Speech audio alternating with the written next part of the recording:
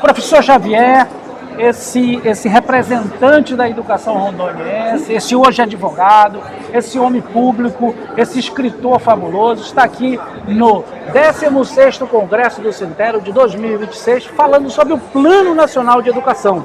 Educação para a vida, com desafio de transformação e inclusão. Xavier, tua avaliação sobre esse congresso, tua avaliação sobre esse trabalho, tua avaliação sobre esse momento?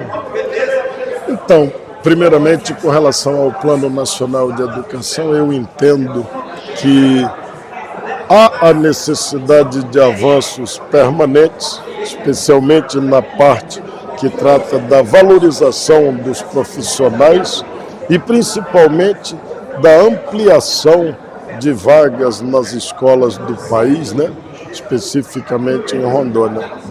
O Plano Nacional de Educação ele precisa ser uma referência prática para todos os profissionais e para a própria sociedade. É um tema que está sendo discutido aqui no 16º Congresso.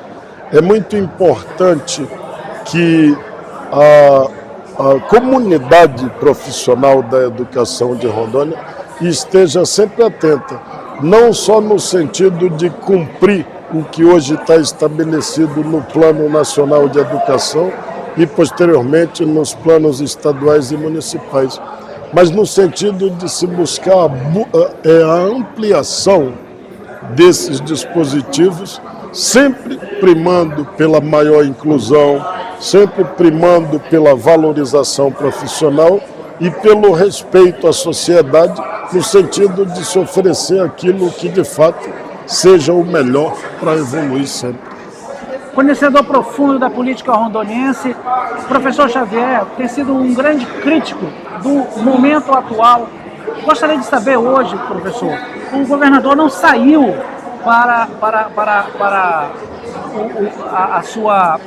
para o Senado, ele ficou na cadeira. Como é que foi essa relação do governador durante esses 8 anos com a classe trabalhadora? Como é que se avalia esses 8 anos?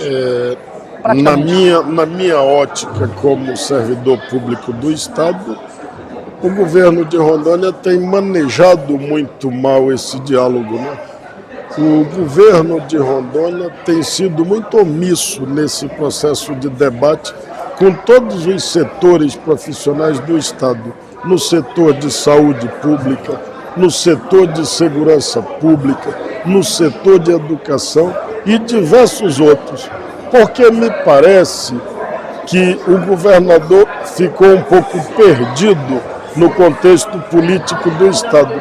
As brigas públicas que ele tem com o vice refletem muito bem essa falta de talento, de tato para negociar e para debater com todos os setores do serviço público de Rondônia, na busca pelo melhor que o Estado deve oferecer.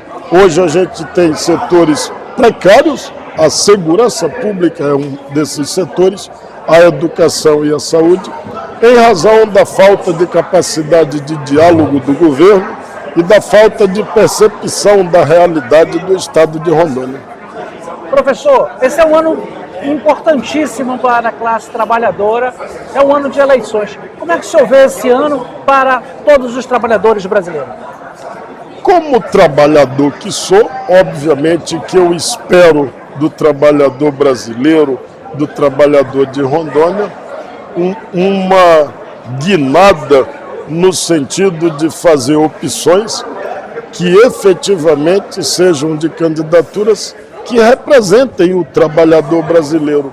Nós temos hoje um Congresso Nacional com ampla maioria de inimigos da população brasileira, e isso também não é novidade no aspecto regional.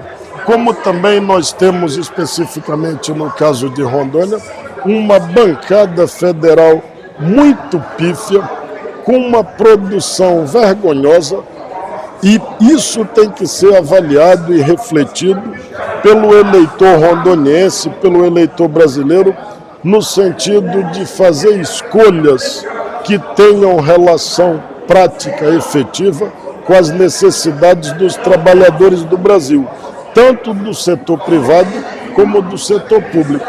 Esse Congresso Nacional que nós temos hoje nunca representou tão mal o trabalhador, se é que tem alguma representatividade nesse sentido, porque há uma maioria de inimigos da sociedade, tanto no Senado Federal como na Câmara dos Deputados.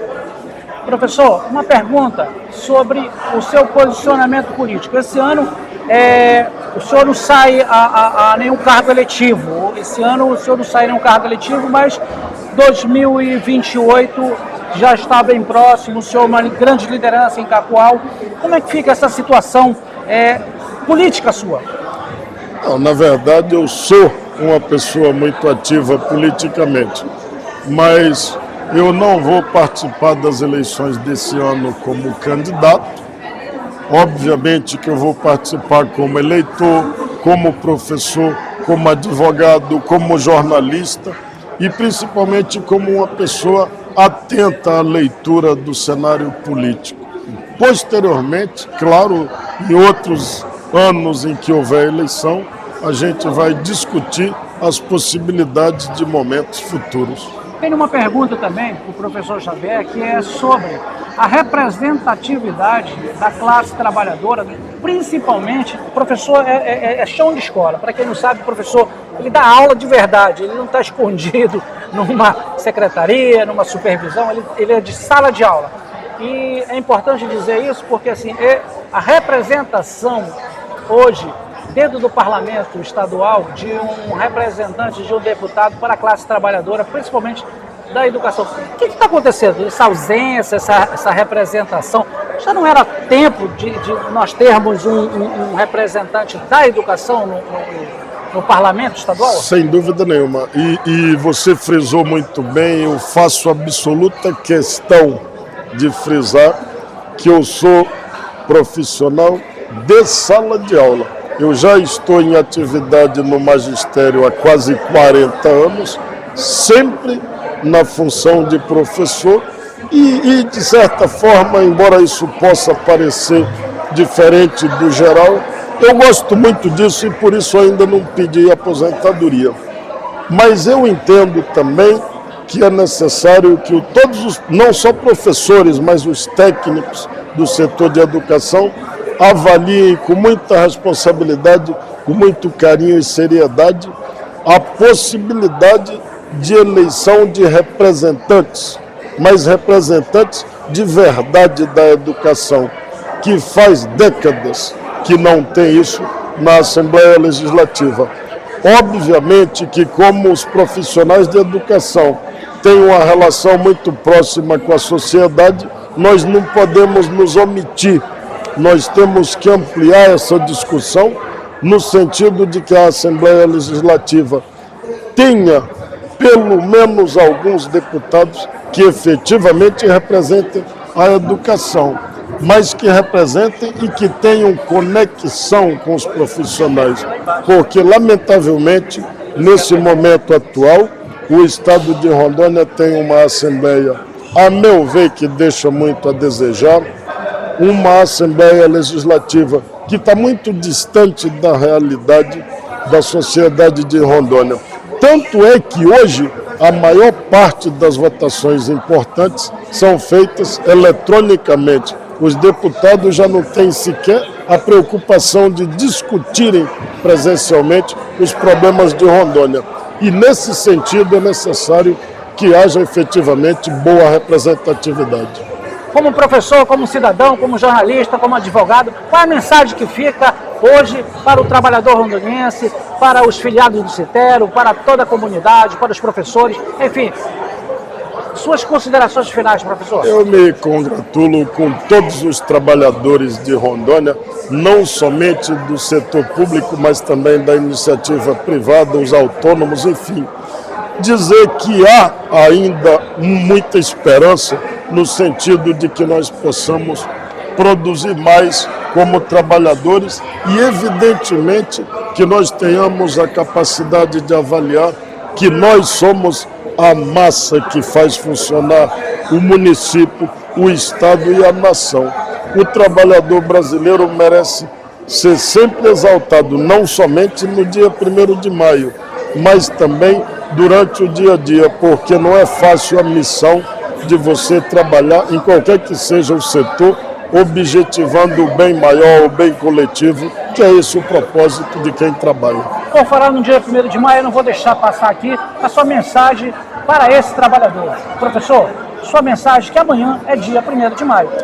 Exato, eu quero deixar um grande abraço para todos os trabalhadores brasileiros, todos os trabalhadores rondonienses, independentemente da atividade praticada, porque nós somos todos um conjunto de pessoas, um conjunto de milhões de brasileiros que fazem com que a coisa possa andar. Um grande abraço a todos os trabalhadores, incluindo-se aqui os profissionais da imprensa, logicamente, né? E que nós tenhamos mais paz, mais esperança e mais tranquilidade para viver.